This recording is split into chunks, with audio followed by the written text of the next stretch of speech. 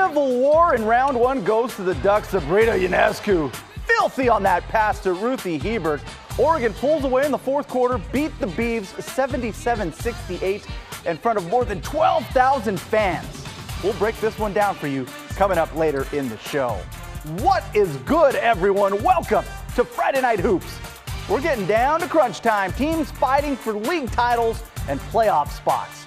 My name is Orlando Sanchez. Welcome to the show. We start with top-ranked Lake Oswego and a critical test at home, hosting an 8th-ranked Tiger team that's right on their heels in the Three Rivers League. The Tigers hyped. And I really need to come up with a pre-show handshake like these guys. I feel like that's really what's missing from the show. I knew Drew Carter could play football, but he can hoop. Strong on the mid-range, but that man rocking the 2-3 could not be stopped. Josh Angle was cooking. Dropped 23 on him. Lake Oswego comes up with a 61-46 victory. Heading south, right behind those teams are West Linn and Oregon City, both trying to grab the league's last guaranteed playoff spot. Crank up the energy, my man. West Linn's Orion Courtney. He can jump out of the building. Dude was blocking shots left and right, tucked to the hand. But it was Oregon City that controlled this game. Andre Best to the rack and one. You know what day it was, right? Hashtag Flex Friday. Oregon City, too much for West Linn. Final count, 44-28.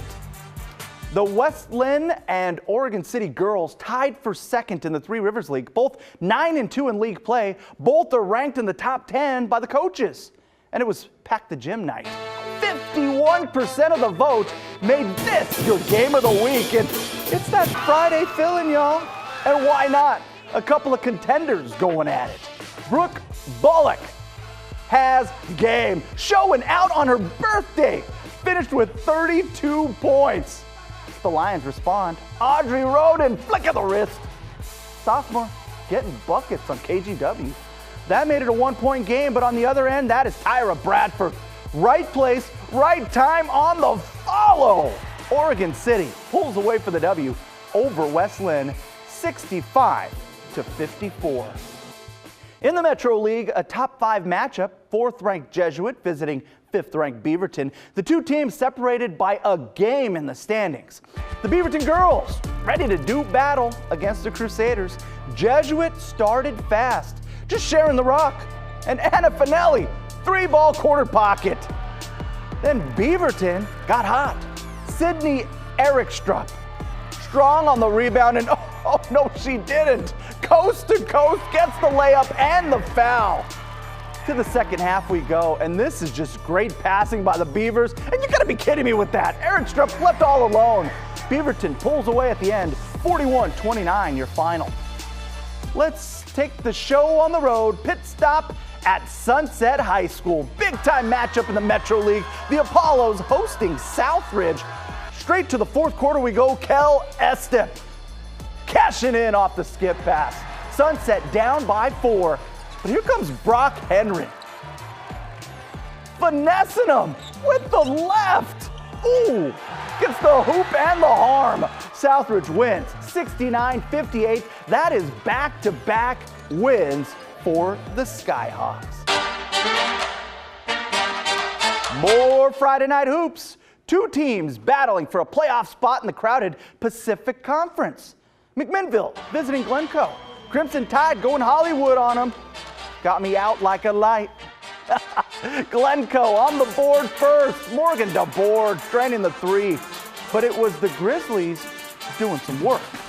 Kylie Arsner, the sweet turnaround jumper. McMinnville just adding to the lead at this point. Arsner one more time on the show, this time from the corner. Oh, that's cash. Comes down to the wire, but McMinnville wins it 36-35. Let's check in with the PIL. Second-ranked Jefferson at Benson. You can't leave Townsend broad open or he will make you pay. First bucket of the game for the Techmen. But the play of the day, well, that came from the demos. Marcus Sahonis dropping a dime to Jaylen Brown. That man can get off. Jefferson gets the win, 56-47. They're football team won the Washington 4A state championship back in November. Well, the Union Titans looking to get one step closer to a basketball state title. Let's head to historic Stadium High School in Tacoma. Union facing the Federal Way Eagles. Oh, you gotta like plays like that. Houston Combs finding Elijah Taylor. But Federal has 22 wins for a reason, and that is Terry Eason. Ooh, filthy on that dunk. Union gets its first loss of the season, falling by 20. They'll play Mount Rainier in the third place game, but they're getting a spot in the regionals next week. Let's roll to Longview. Hudson's Bay versus Kelso. Kylie Gibbs checking in on the show. That is just nice footwork in the paint.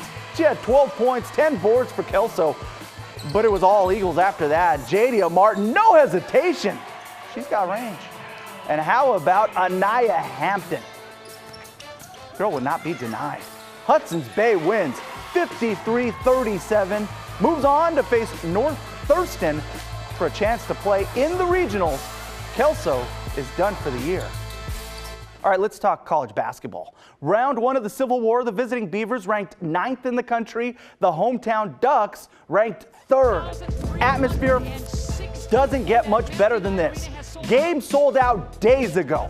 This is the program's second time selling out Matthew Knight Arena. There was more than 12,000 in attendance. And Oregon came out firing on the break.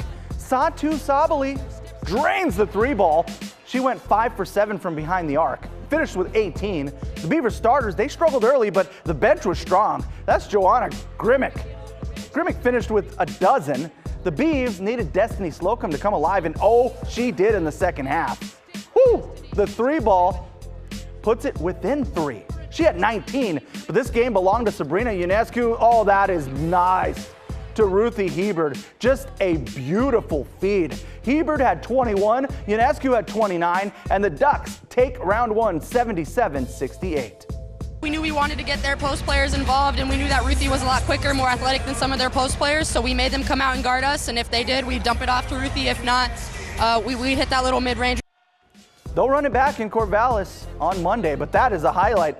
The familiar guy running the camera, football coach Mario Cristobal.